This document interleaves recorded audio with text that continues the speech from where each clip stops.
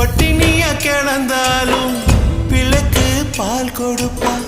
பால் குடிக்கும் பிள்ளமுவா பார்த்தே பசி மறப்பா. இளவட்டமான பின்னும் எண்ணெய் தேச்சு குளிக்க வைப்பா. உச்சி முதல் பாதம் வர உச்சி கொட்டி மகிழ்ந்திடுவா. நெஞ்சிலே நடக்க வைப்பா, நிலாவ பிடிக்க வைப்பா. பிஞ்சு விரல் நகம் கடிப்பா, பிள்ளை எச்சில் சோறு